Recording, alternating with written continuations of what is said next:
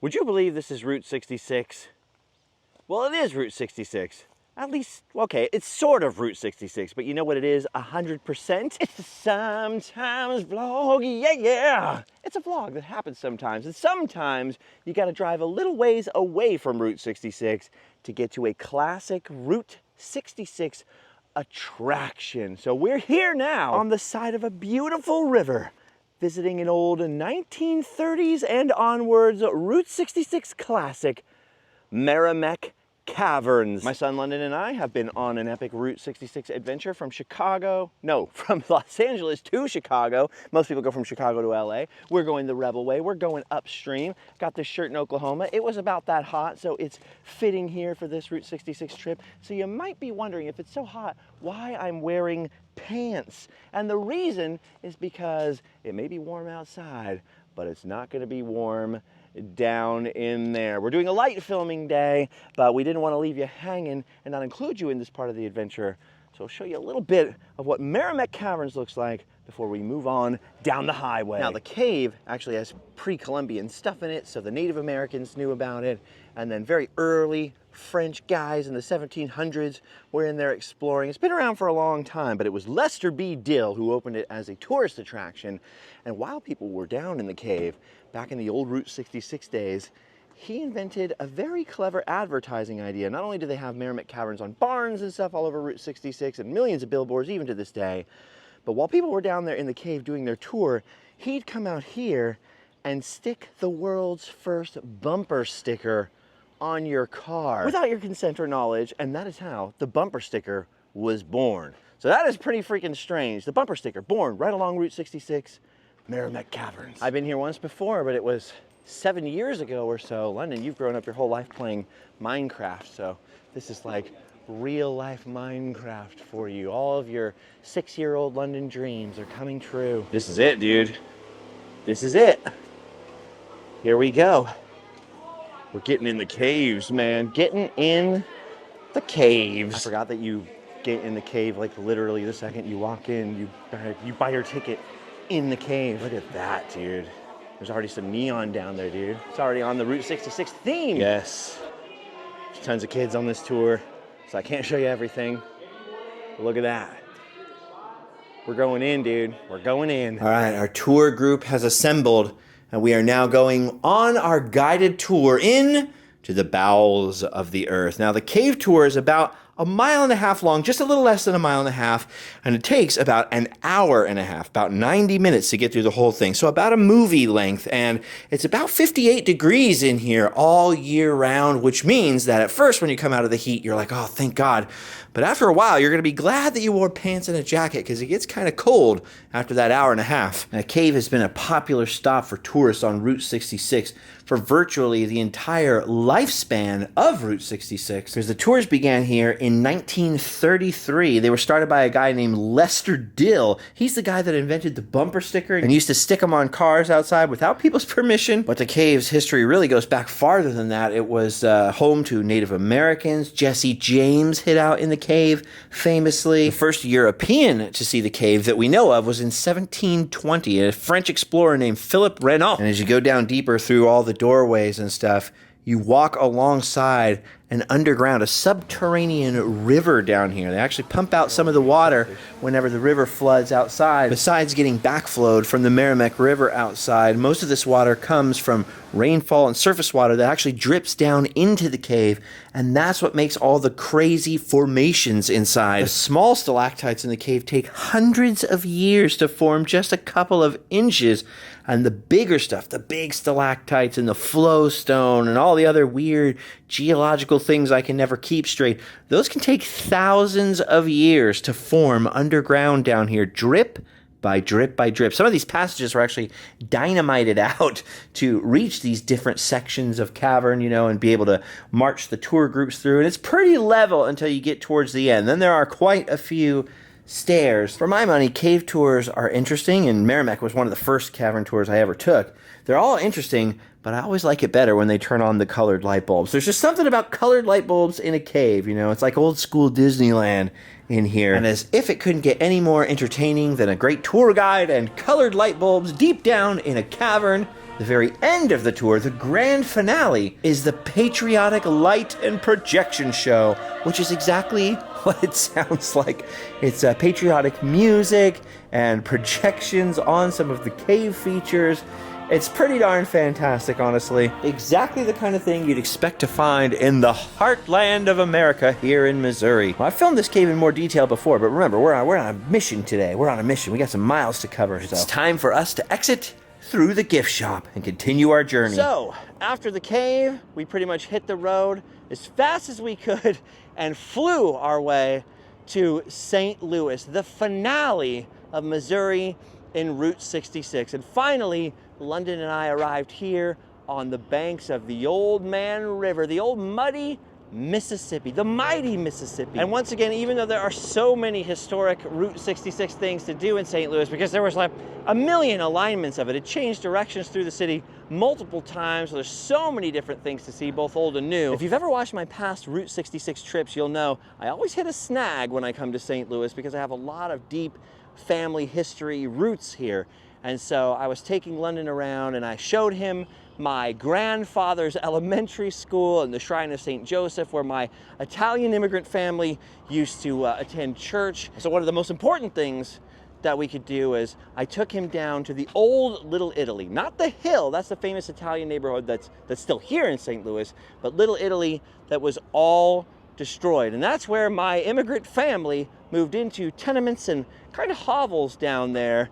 And that's where they spent the first decades of their life in America. So that was pretty strange. And it's sad because it's all basically completely demolished. And we were climbing over things, trying to get to my great-grandfather's restaurant, which was nearby. I've explained this all in whole episodes, but basically my great-grandfather later was able to open up a restaurant very near to where his family first came and lived in hovels. And then by the 1940s, he owned his own cafe and bar and became a businessman. But then later the freeway came along and eminent domain came along and everything was relocated.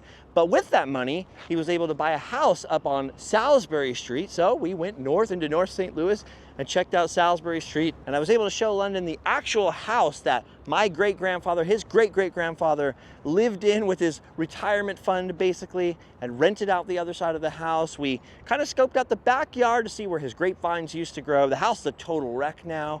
You know, I wish I could buy the building and save it, but I don't know what that would cost, and I don't know who lives there. I don't know if anybody lives there, to be honest with you. It was a little bit messy, but I would say that the actual most important thing we did was to come and visit the graves of my great-grandfather and his father, and of course the great-grandmothers, here at Calvary Cemetery, which is again on the north side of St. Louis. Now, for whatever reason today, the place closed at like 3:30 p.m. So after the caverns, it was a bit of a nightmare trying to get there in time. We got there just before the gates closed. The office was closed. There was no one to help us. And I started panicking. Like, we could not find the graves. I couldn't remember. I was trying to watch the old videos. It wasn't very clear, the directions and where to find them. I started like walking around, driving around everywhere, going like, oh gosh, you know, help me, Grandpa, help me find the graves.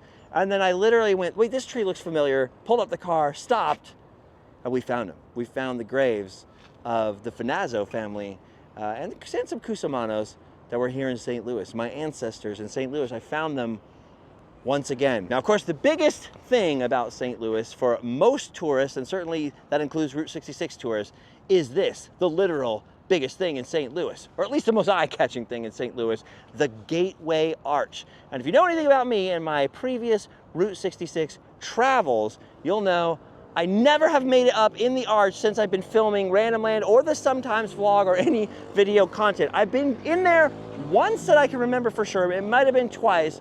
Back in the days when I was in a band and you used to be able to park on this street here, we went up the little pods and we went up to the thing. Every subsequent time I've come back, I've been filming different parts of this story about family history, but in more detail, and I'll try to link those episodes down below or look in the Route 66 playlist. And I've gone into great detail and gone to the cemeteries, and I had to find those spots, so it took a long time.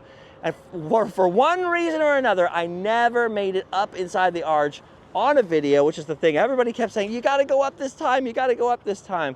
Well, I'm happy to announce this time London and I did make it to the front of the arch, and we made it down into the visitor center. We went to the counter. There were still rides available, and lo and behold, look at the view. Nope, just kidding. We did not make it up inside the arch because we were parked down here on the riverfront, and if you're still parked here after 7 p.m., they tow your car away. And so even though there was one pod tour available to get up, one more tour for the day to get up into the arch, if we had done it, they said we wouldn't be back down in time to move the car, and the car with all of our worldly possessions in it would have been towed away, and we would have been up a creek, that's for sure. We did get to walk all around the visitor center. We did get to see lots of cool artifacts, and we did get to see, you know, a little diagram of kind of what the riverfront here would have looked like back in the Mark Twain era, which, as you guys know, I'm particularly interested and obsessed with. But the curse of random land and the Gateway Arch continues. We did not make it up inside. And actually this morning I gave London the choice, like arch or cave. He said, well, ideally I'd like to do both, but if he did have to pick arch or cave, you did pick cave. So technically we did see the one, and you saw me, I tried. I was panicking. We were going up one-way streets the wrong way, and I'm trying to find all the family history, which I think you could probably agree, the family history is probably a little more important for you to see. Yeah. If you were to never come back to St. Louis again in your life, you know. Plus, you know, my great-grandpa's house might fall down the way it looks now, and I feel like the arch might be here for a while, so. I feel like if you came here without me, you would have been up in that arch in 2 seconds, but somehow my curse, the Random Land Arch curse, continues. Will it be broken next time? I'm not sure. I'm really not sure. Kind of a strange adventure today, and I mean, normally when I do a sometimes vlog, you know, we do like a little 10-minute vlog or something like that, and it's pretty much unedited or whatever. Today, obviously cobbled together from lots of stuff. Not my normal way of making videos or episodes or adventures, but St. Louis has got a special place in my family's history, and given that London and I may never be here at the same time again together, although you never know, we could be here on the way home, who knows, it was important for me to take the time, and I mean, it's important for me to show my mom too, that I'm showing London all her family's spots here in the city, and kind of passing on a little bit of what I know about the family that a lot of my other relatives do not know to London, so that even if he only vaguely remembers it, it's at least gonna live in the back of his head. It was a surreal day, it was a weird day, it was a long day, and as the shadows get longer down here and the sun goes down behind the Gateway Arch in the west, I think we are ready for our 8th and final state of Route 66. I think we're ready to cross over to Illinois on the far shore there. So we'll be back.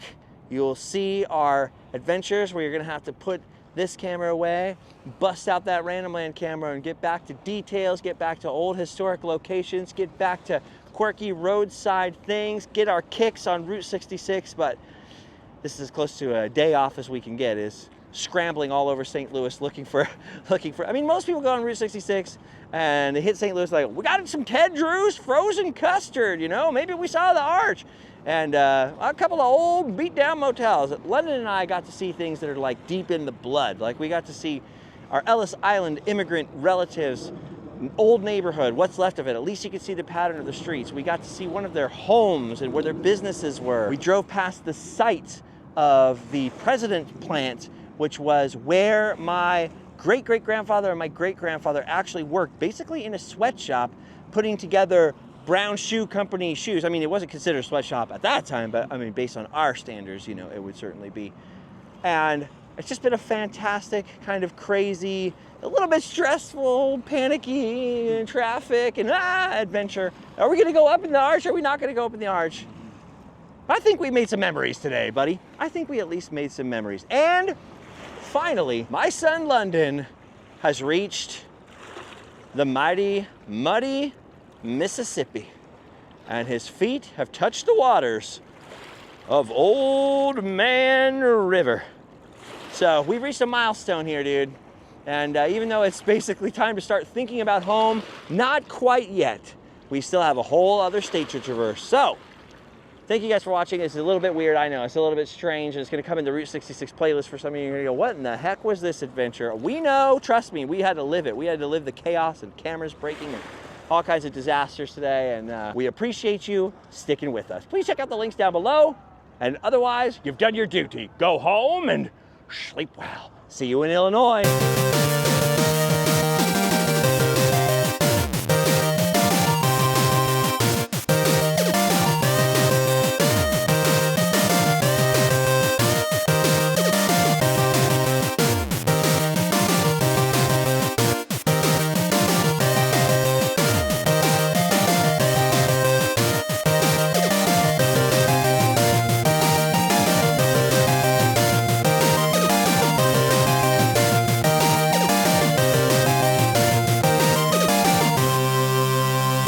Would you look at the size of that arch? It's got a gargantuan.